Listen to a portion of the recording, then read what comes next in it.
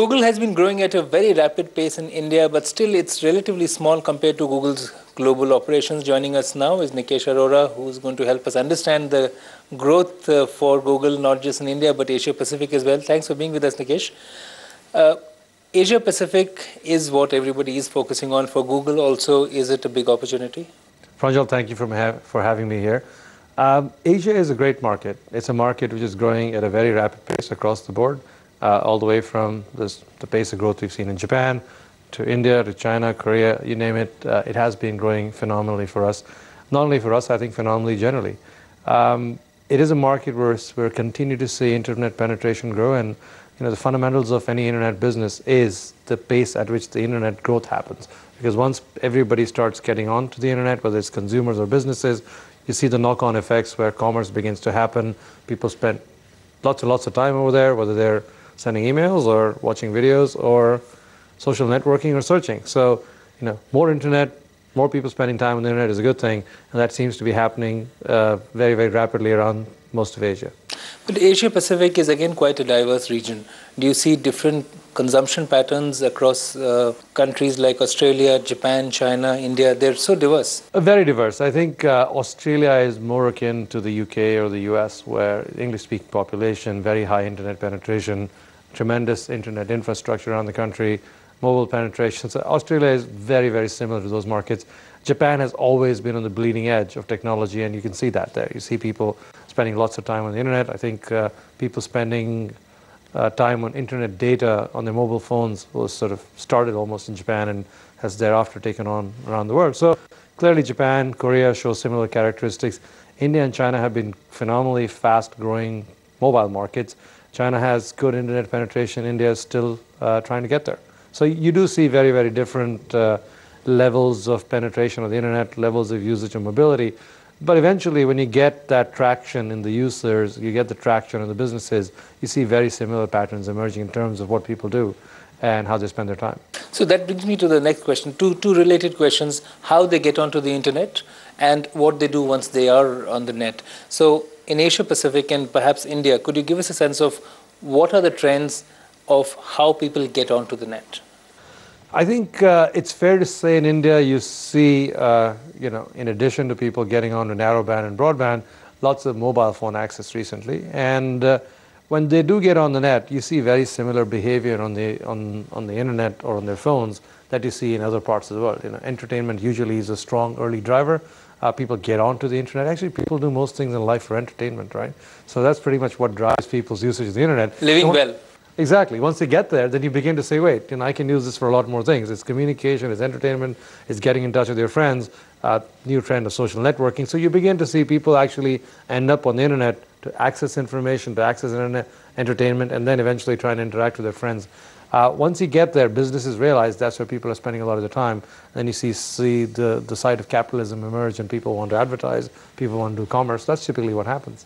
From Asia Pacific, what kind of revenues do you see compared in relation to your overall revenues today, and how do you see that changing in the future? We don't break out our revenues, but I think it's fair to say I expect every person who can spend $1 or a dime is going to be on the internet in my lifetime or yours.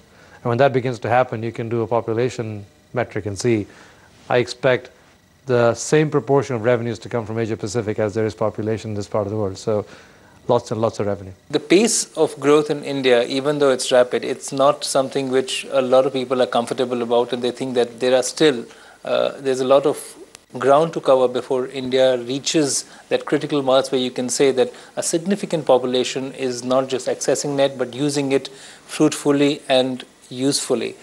What is holding back India's growth on that front? Look, I think you can look at it from two different perspectives. You can look at it as a glass half full or glass half empty. If you say only 10% of the Indian population is online, roughly about 100 million people, let's say slightly under 10%, a billion plus, you can say the glass is very empty. Look at it the other way. 100 million people is larger than the population of the most developed countries around the world. So we have a lot of people still already on the internet. So you can't say there aren't enough people on the web. You can't say that there's not enough things for them to do or enough businesses who should be attracted to the internet. And you will see that. India has an infrastructure challenge, has always had one for the last many years, but you can see that is changing. The pace of infrastructure growth continues to improve. You see, look at the mobile networks, look at the fixed networks that have been sort of in the country, which have sort of happened in the last 5 or 10 years. So there is hope, and I think the key enabler is going to be infrastructure, and that as that continues to happen, we will continue to see inflection points at which suddenly you'll see this huge spurt of growth in this sector. 3G has rolled out in India on mobile networks. Broadband still has some way to go, though there is an impressive growth figure there. How will that change your presence and your services in India? Look, I think in the history of technology, bandwidth, storage, and computing power have all been three things which have always lagged people's desire to consume them. Every time you believe you're going to produce more bandwidth, people find more things to do. I remember 10 years ago not being able to watch a video at my office because the bandwidth wasn't large enough. Today, we watch video with impunity around the world, right? So clearly, as you get more bandwidth, you'll find a way to use it. Computing power, you say my computer was slow 10 years ago, my computer is still slow. It still doesn't move as fast as I'd like it to.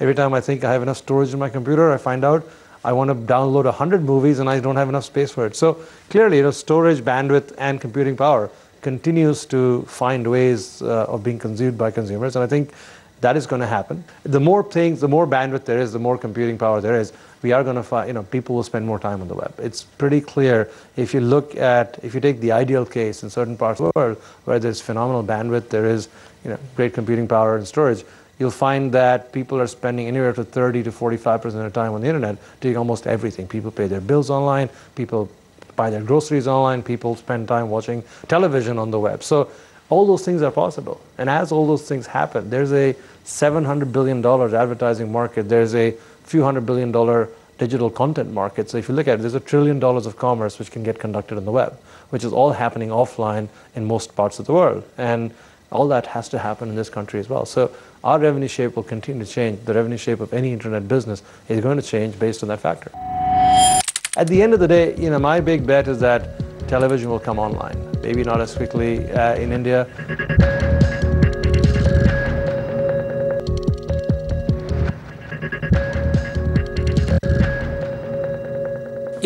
What is interesting about India is that we have about 80 million cable and satellite homes, but you have about 700 million mobile phone connections. And I think this ratio would not exist in too many countries across the world. How can Google leverage this in India? Our services, the way we think about them is we think about them screen and channel agnostic. So we want people to be able to search whether they're on a mobile phone, whether they're on a television, whether they're on a tablet or they're on a computer. So our services should work seamlessly across all these platforms. And we're hoping if you can do that, people will get to our services using smartphones, people will get to our services using their television, set-top boxes. So we hope that people will use their services. Having said that, I have to say, in the history of people using data services, there are very few mobile-specific applications. There are very few TV-specific applications. One still ends up using a lot of the stuff that happens on the internet, whether it's search, whether it's watching videos, whether it's sending emails, whether it's social networking. So we will find the same trends will appear on their various devices. But you do need a core infrastructure of web access to make that happen. It's just inconvenient sometimes to do things on a very small phone. The reason I stress on the 700 million mobile phone users is that gives you a significant headroom over the 100 million internet users. Assuming that even 50% of those have the capacity on the instrument to be able to use the web, what would you do to make the most of it? What specific business opportunity would lie for you over there? Would it be, for instance, video, which you think could be leveraged? Because a lot of people would be delighted to have video on their phone because they don't have access to television. Or would it be information and data? Or would it be entertainment applications like music? I think, Pranjal, again, the opportunities are endless on the mobile device, and I think a lot of what you said is going to happen. I still believe, from a pure network deployment infrastructure perspective, it should be easier to provide more bandwidth for my computer before it is easier to provide that kind of bandwidth for 350 million phones. So I'm hoping that one can provide that bandwidth to fixed line devices faster than you can provide to mobile phones. And if we are able to provide that kind of bandwidth to mobile phones, I'm pretty sure all those things that you talk about are going to happen. Sometimes we may just end up using mobile broadband on my desktops because sometimes I just want a big screen. Getting old, I need a big screen to watch stuff. Price is what you didn't mention when you talked about computing and bandwidth. How critical is pricing of the access to the net for growth? This has been a debate for a while in the internet industry, in the telecom industry, that sometimes pricing ends up being a key barrier. And I think every time what I've noticed is convenience, accessibility, and a must-have application usually end up being the barrier to growth. The moment you find something interesting that you want to do, people find a way around it. People will find a way to make it work. So yes, pricing is a factor. I don't think it is a large determining factor. Clearly, you want things to be affordable, but I don't think at a certain point you will only see elasticity once you have compelling things for people to do on the web. If Google is a giant, I think so is YouTube, and absolutely the fact that social media is growing. My question to you is, Nikesh, in India, which of these ponies, since you're not a one-trick pony, yes, you have many tricks and many ponies, which of these ponies are going to be driving growth, or which are going to be running ahead of the rest?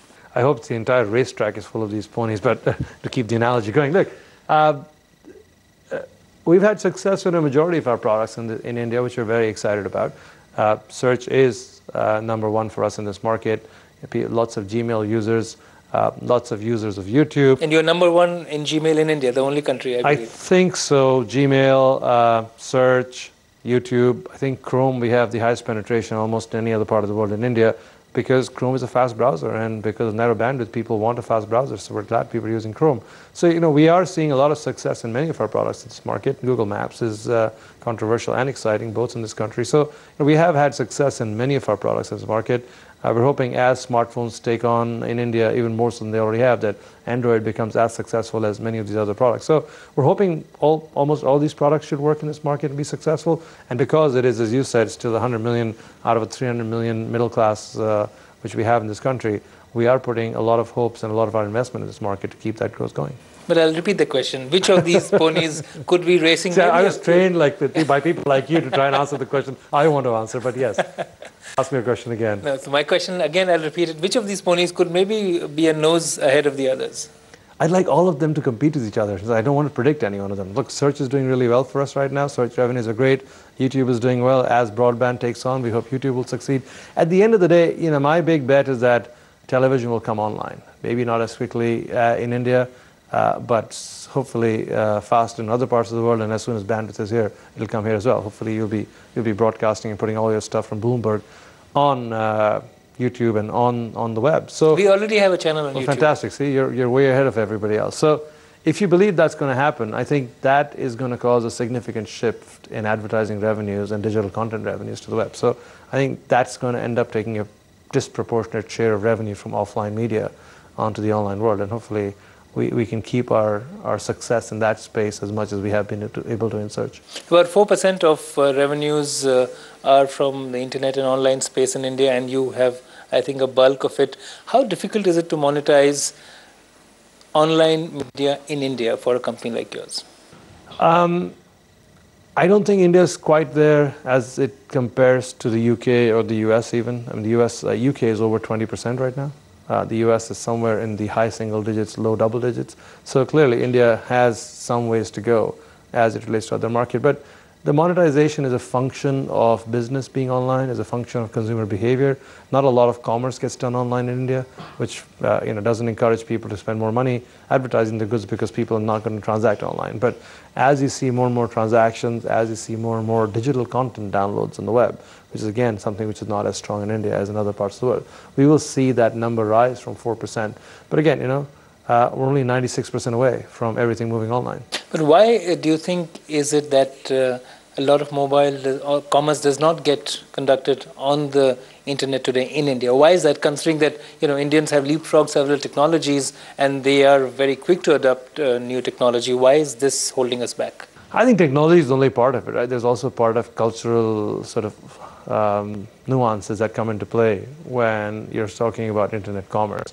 And I don't think we're there in every. If you think about the way commerce started on the web, Amazon started with books because they felt books was a commodity you didn't have to touch and feel. And I'm sure you will buy books in India, you'll buy things that you don't have to touch and feel. But the moment you start getting into goods and services that you want to be able to touch, you want to be able to feel, you want to make sure that somebody's going to make sure they get delivered to your house and they're new, I think as that trust begins to build in merchants in this country, you will see a lot more commerce come online. But I think we're still lacking in that space to some degree. Android devices or iPhones, which are in the $300 to $500 range, I think one needs to get that price down.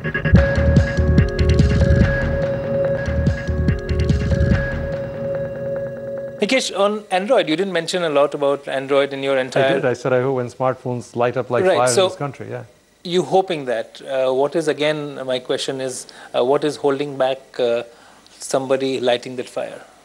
I don't think somebody lighting the fire is the issue. I think as devices get more affordable, and that's where price does come into play. When you have Android devices or iPhones, which are in the $300 to $500 range, I think one needs to get that price down. And I think there's a lot of work going on with various manufacturers around the world trying to produce low-cost devices with the full functionality. Because when that begins to happen, you will see. And to be fair, if you walk around the streets of New Delhi, which I've done, a lot of people are carrying smartphones, which are not your top-of-the-line high-end smartphones, but no, they are smartphones. They're no longer, a lot of teenagers and college kids are now using smartphones, and I think some companies have taken a strategic call to offer low-cost smartphones. So again, that could be a game changer.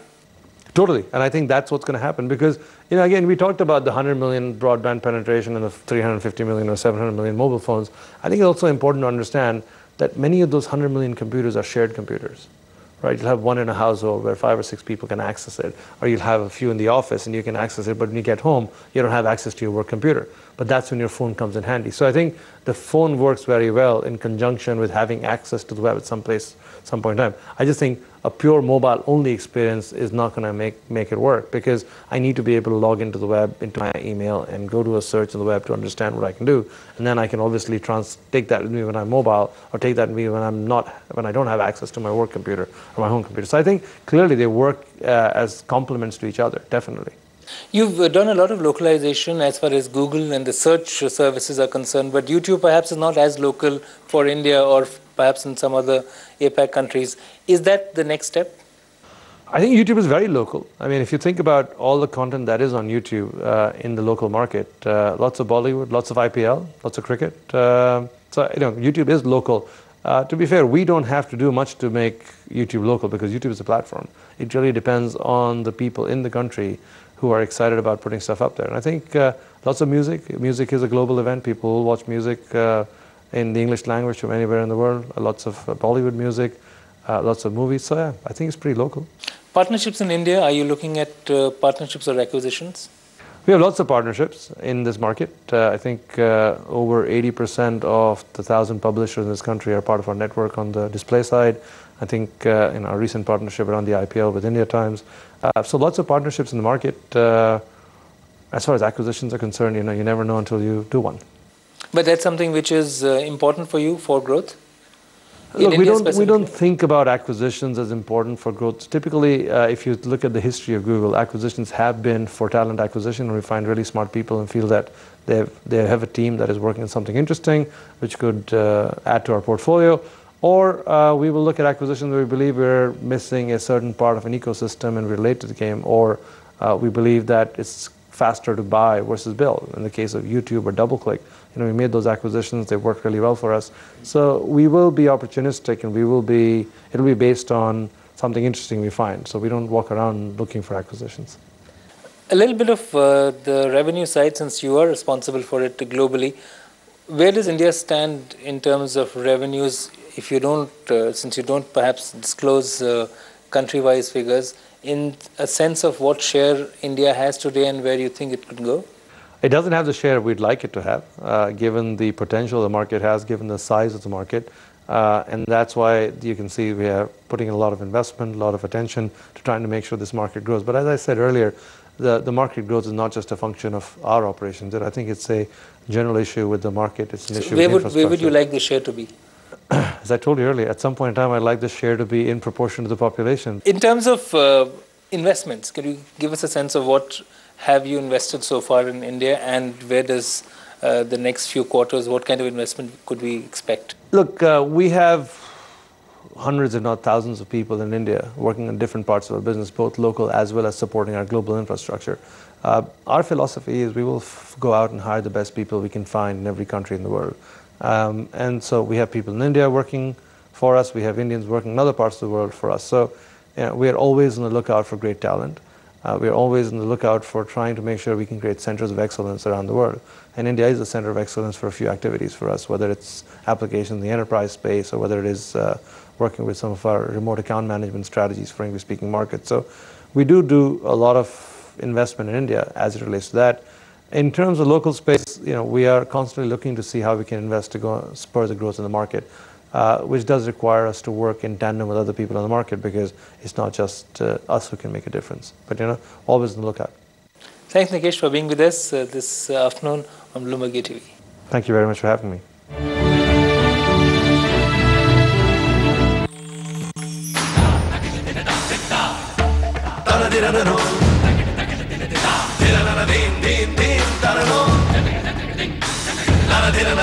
Dum